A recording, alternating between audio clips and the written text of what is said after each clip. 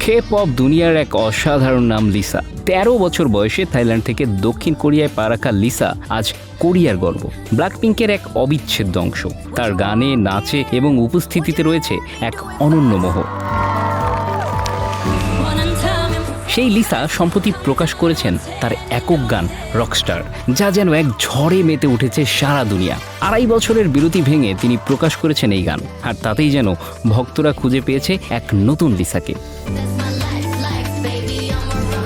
Lisa ২০২২ সালে MTV video music অ্যাওয়ার্ডসে তার একক গান লা লিসা দিয়ে প্রথম কে-পপ শিল্পী হিসেবে পুরস্কার জিতেছিলেন। আর এই বছর রকস্টার তাকে এনে দিল দ্বিতীয়বারের মতো সেই সম্মান।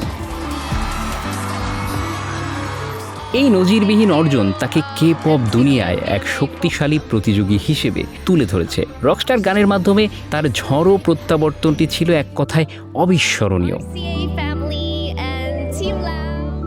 রকস্টার গানে তিনি কেবল সুর আর গায়কিতেই নয়, বরং কথায়ও যোগ করেছেন এক গভীরতা, যা তার ভক্তদের মধ্যে এক নতুন আবেগের সঞ্চার করেছে। গানটি শুধু জনপ্রিয়তাই পায়নি, বরং সেরা কে-পপ শিল্পী হিসেবে লিসাকে এনে দিয়েছে এমটিভি অ্যাওয়ার্ডসের মঞ্চে বিরল সম্মান। এই বিভাগে তার প্রতিযোগী ছিলেন বিটিএস তারকা জাংকুক, এনসিটি ড্রিম, নিউজিন্স, স্ট্রে কিডসের মতো তারকারা। কিন্তু সব প্রতিযোগিতায় তিনি ছাপিয়ে গেছেন তার অনন্য কণ্ঠ এবং পারফরম্যান্স দিয়ে।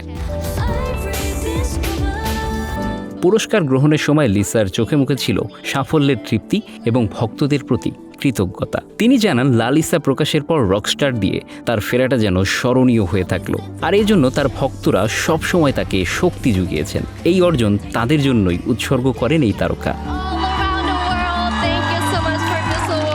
থাইল্যান্ডের মেয়ে লিসার এই যাত্রা শুরু হয়েছিল ১৩ বছর বয়সে দক্ষিণ কোরিয়ায় আসার মাধ্যমে। সেখানেই শুরু তার কষ্ট আর অধ্যাবসায়ের গল্প। ২০১৬ সালে ব্ল্যাকপিঙ্কে যোগ দেওয়ার পর থেকে তিনি দক্ষিণ কোরিয়ায় কে-পপ ইন্ডাস্ট্রির এক আলোচিত নাম। তার এই পথ চলায় ছিল নানা চ্যালেঞ্জ, কিন্তু আজ তিনি এশিয়া থেকে ইউরোপ সবখানে পরিচিত এক নাম। রকস্টার গানের সাফল্যের পর লিসা প্রকাশ করেছেন তার আরেকটি নতুন গান নিউ উইমেন। তার গানে ফুটে ওঠে এক শক্তিশালী নারীর প্রতিচ্ছবি, যা সারা দুনিয়ায় নারী ভক্তদের জন্য এক প্রেরণা। লিসার এই নতুন গানটিও অল্প সময়ের মধ্যেই কে-পপ দুনিয়ায় জনপ্রিয়তার শীর্ষে উঠে এসেছে। এমটিভি অ্যাওয়ার্ডসে শুধু সেরা কে-পপ শিল্পী নয়, বরং সেরা কোরিওগ্রাফি, সেরা শিল্প নির্দেশনা, সেরা সম্পাদনা ও সেরা পরিবেশনা বিভাগেও মনোনয়ন পেয়েছিলেন Lisa. Bangla affairs, news desk.